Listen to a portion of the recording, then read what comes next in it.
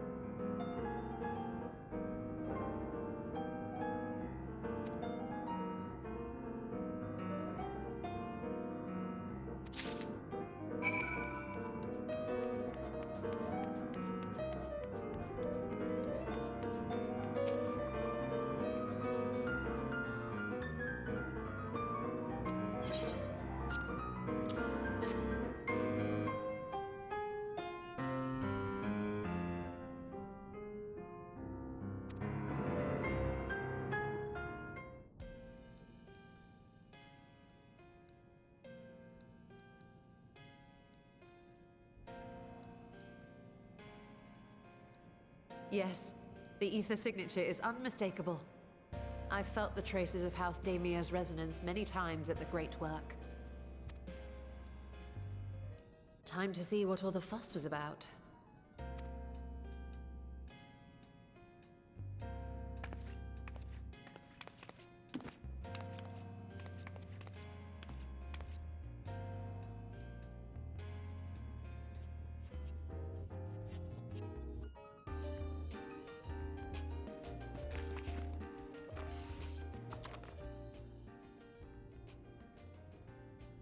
Among the ranks of the Voidsent, there exist entities with the power to call forth their brethren from beyond. The species known as Atomos, however, is uniquely prodigious in this regard. From its distended maw, it can expel an endless procession of void-born creatures, a talent which sorely tested the Radiant Host in its battles against these abominations.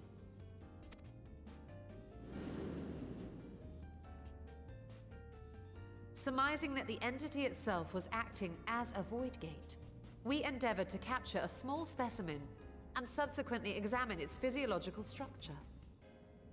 Our findings revealed that the Atomos had absorbed a planar fissure into its own flesh, which it could expand at will into a functioning gate.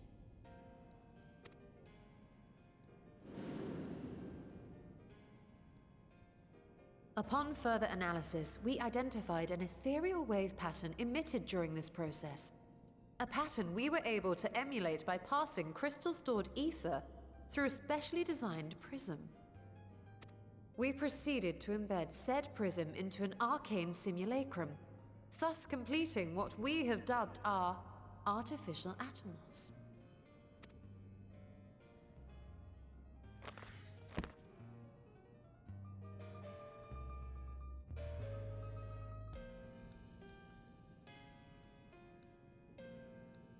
How could I have been so blind to the possibilities? This species, not to mention its ability to summon Voidsent, has been discussed among academics for years now. Just before the advent of the 7th Umbral Calamity, we received reports of Atomos sightings from every corner of Eorzea. Surely you witnessed an appearance yourself in the course of your travels.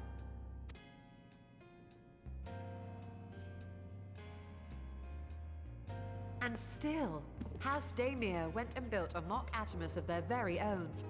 I'm not surprised the Archons consigned their work to a restricted archive. It was no easy task, but at last we've unearthed the volume we've been searching for.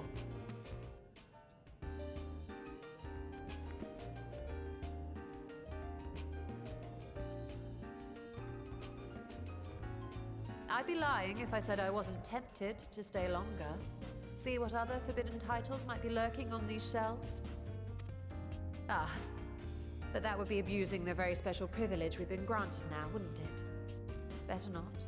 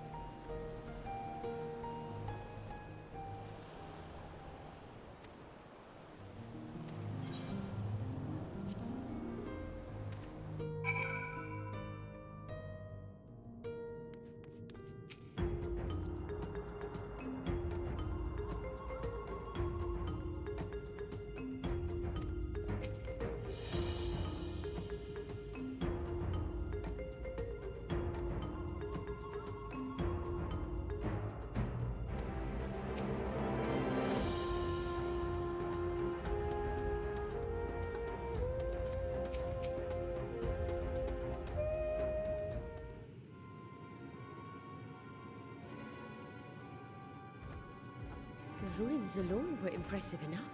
But I never dreamed such a treasure lay hidden in the depths of the bounty. It may have been helpful to know this device existed, Your Excellency. My apologies. The gate was a secret I shared with none but my closest advisors.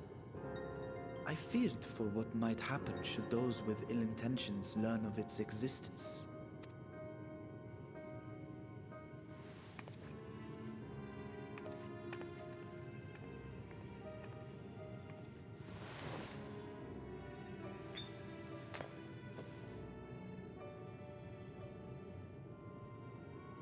What is it you're doing now?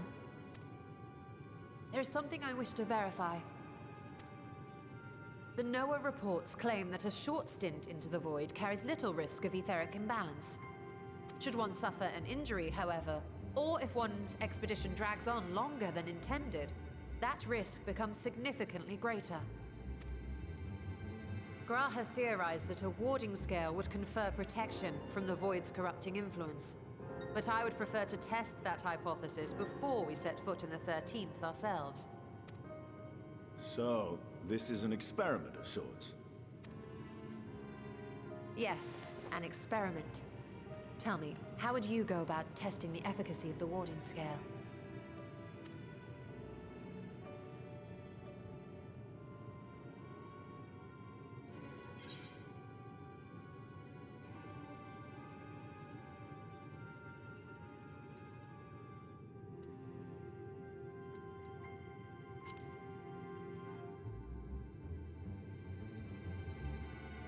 And how would you do that?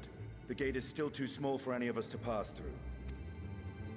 Estinian is correct, which is why I've elected to send a familiar in our stead.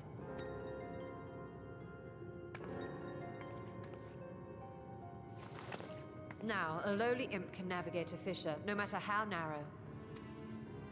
Which means an arcane entity of similar stature should be able to manage the same. I hadn't wanted it to come to this, but no other familiars will do, I'm afraid.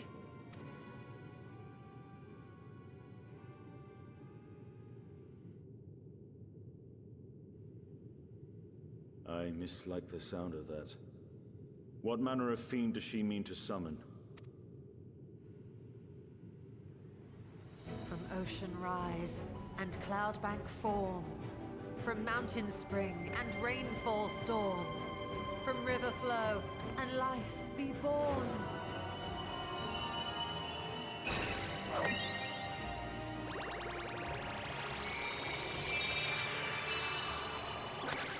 Water, water, froth and foam!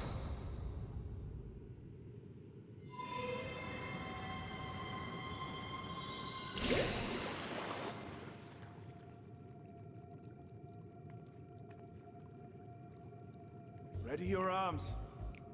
I fear she's been possessed. Oh, come now. That was adorable.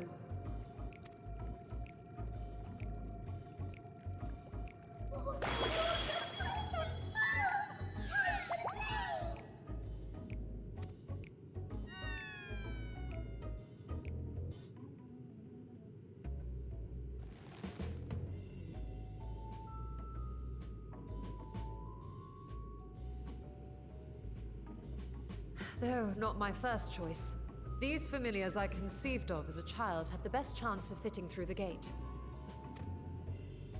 I only wish my younger self had considered a more dignified ending to the creation ritual. In any case, these two should serve as well. This one will bear a warding scale.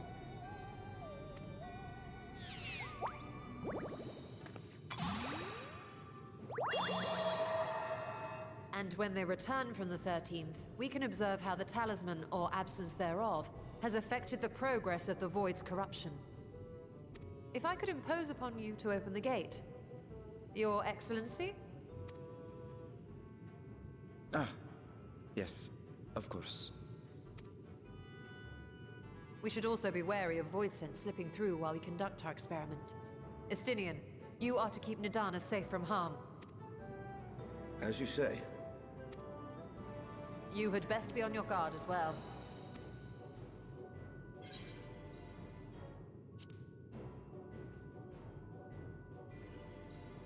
And we are glad for it.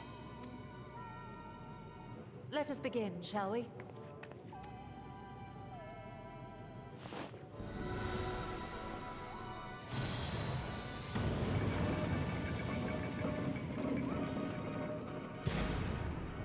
Nixies, into the void.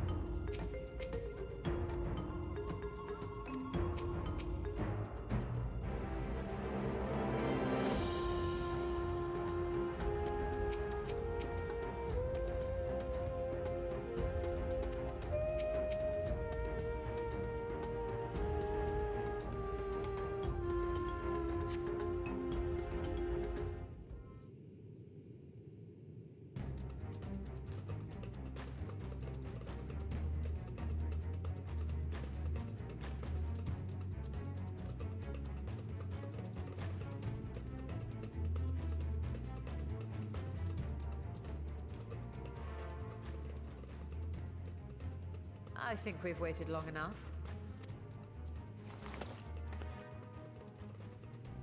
Nixies, return to my side.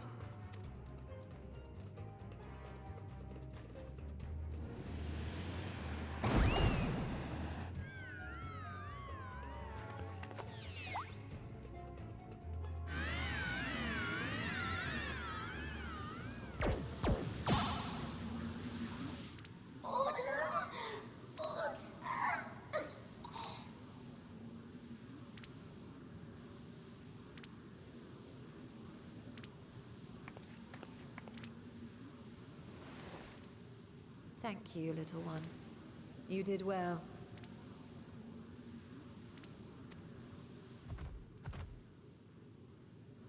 Oh, the poor thing. Its essence has been irrevocably warped.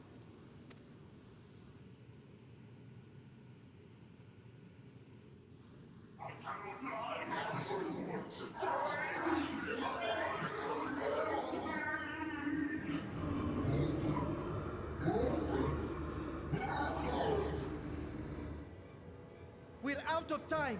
I must reseal the Void Gate.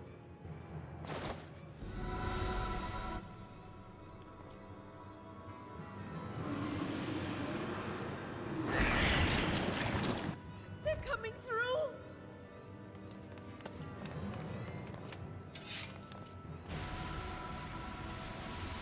In the name of Alzadal III, I bar this door unto the Void!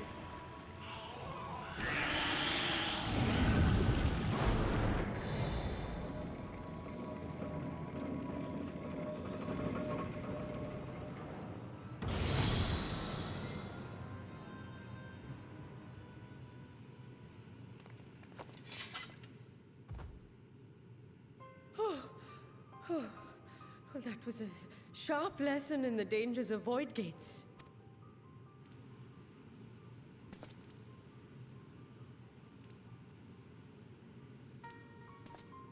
And what of our experiment? I'd say the results speak for themselves.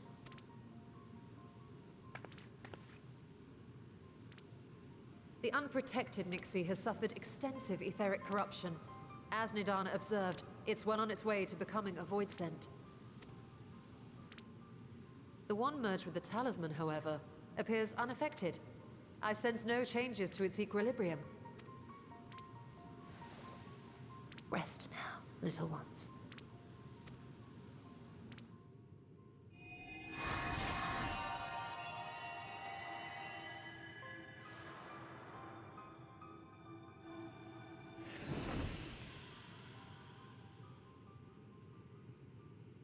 Graha's theory was correct then. So it would seem. But while our second familiar was untouched by void energies, the talisman itself shows signs of degradation. It was, of course, originally designed to shield the soul from primal tempering. It stands to reason that etheric corruption of a different sort would affect it differently. We may need to modify the warding scale's design to account for the 13th's uniquely unstable ether. You've said much of the Void's instability, but my imagination fails me. What manner of place is this broken world? Ah, my apologies. I forget that not all of us spend our days sequestered in dusty archives. The 13th is a reflection of the source that was drowned in a flood of darkness. In Emmett Selk's own words, this tragedy was a result of the Ascians' attempts to force a rejoining. They erred in their haste, and made of that world a useless void.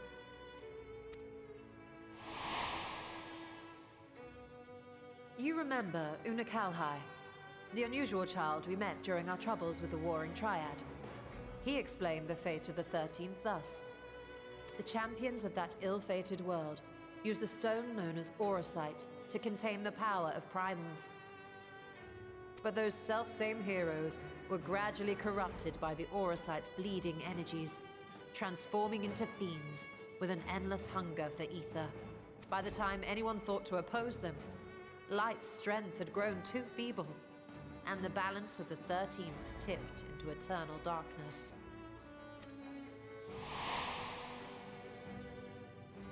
It was Elidibus, as I recall, who rescued Unakalhai's spirit from his final battlefield. But I wonder if there were others whom the emissary saved from oblivion.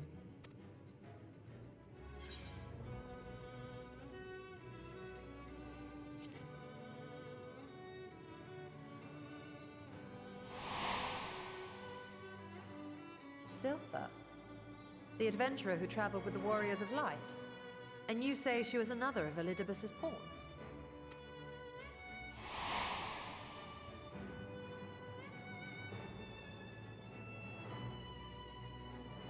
I see. So Ciela, or rather Silver, was beguiled by the same dreams of heroism as Unakalhai. And what of your own experience? Will you tell us of what you observed during Noah's expedition?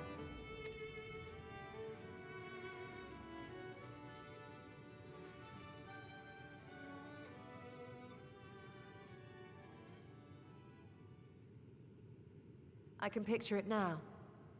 The sunless, Stygian expanse, infested with legions of ether-starved monstrosities. A void in every sense of the word. What you have described in such lurid detail is exactly why I hesitate to encourage you.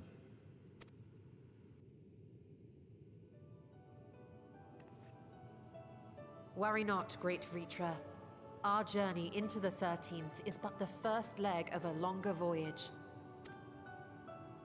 A voyage that shall lead us to other reflections, to new mysteries and discoveries. And I mean to be there every step of the way.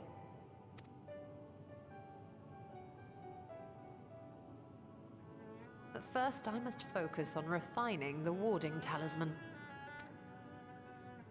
Then I can begin work on constructing an artificial Atomos.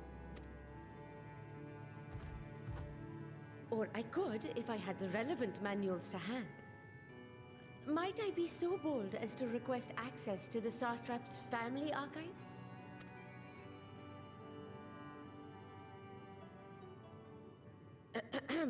Your Excellency?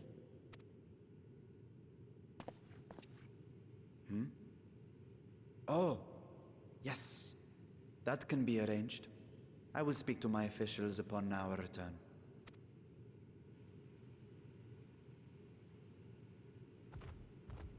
We will see you back in the city then.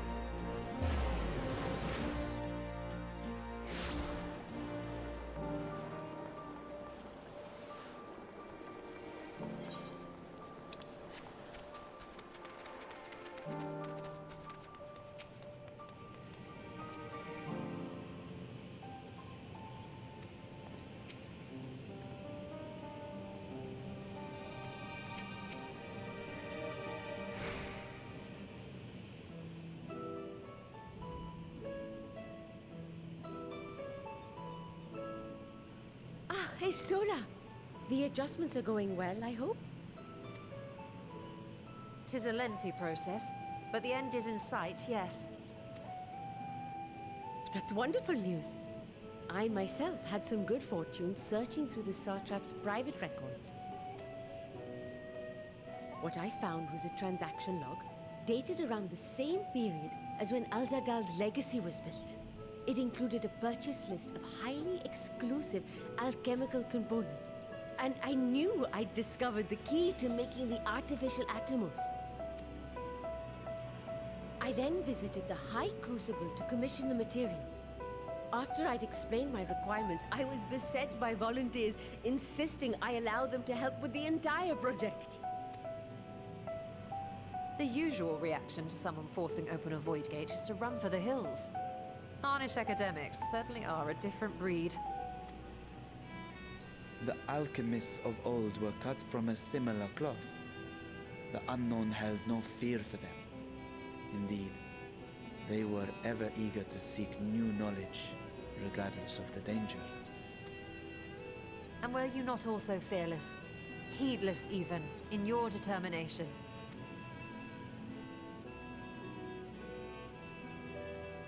My sire entered his dormancy before I was hatched. And so it was Ashdaya who kept my eggs safe and warm. It created a bond between us. Even long after I learned to fend for myself, I rarely strayed from her side. She was my guardian, my sister, my dear companion. And not a single day passes that I do not mourn her absence. No matter how deep the darkness, I would not surrender my search. I promised myself the time would come when we would once more take to the skies together. But I am satrap now. The Radiant Host is here to serve, Your Excellency. Nabdeen, what is this about?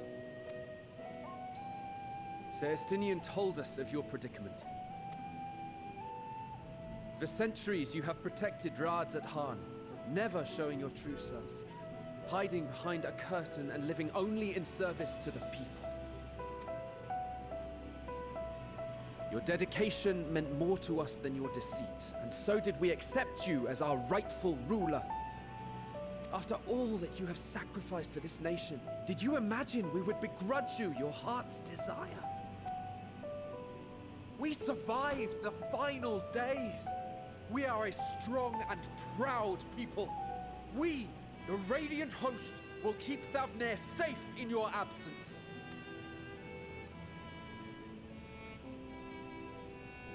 I am grateful for your loyalty and for your encouragement. And yet, Now you listen to me, Varshan.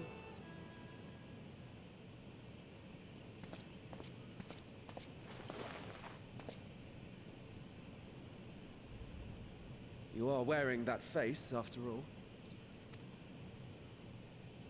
As I have told you before, you are a little brother to us all. And if you are family, then so too is your sister.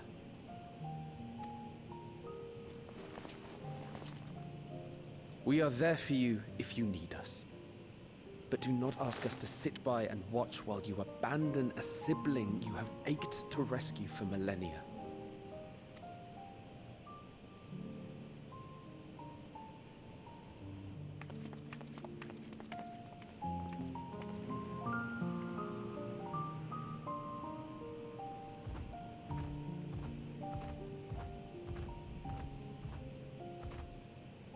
We will succeed in opening the way.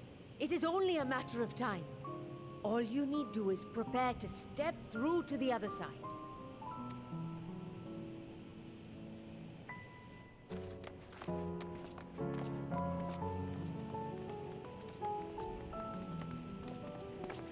Your Excellency, I wanted to thank you for building the orphanage. It means so much that my sister and I will have a place to be together, safe and happy. And I hope that you and your sister can be together again too.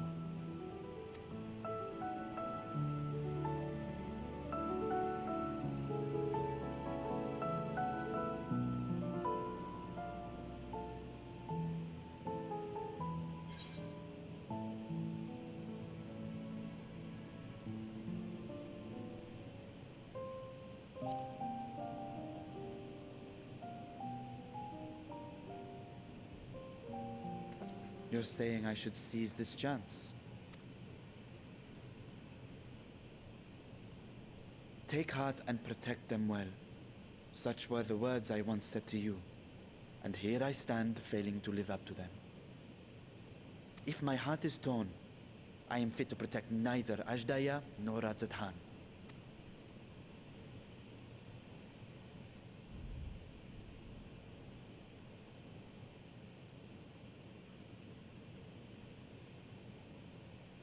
My people, I have come to a decision. Vashan will depart Thavne for a time. My dragon self will remain in the palace, but only to conduct the satrap's most essential duties. While I am focused on controlling this vessel, there may be matters that escape my attention. I rely on you, my trusted friends, to watch over one another until I return.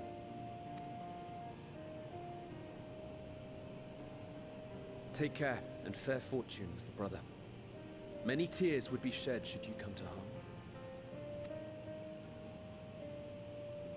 I would not dare make you cry.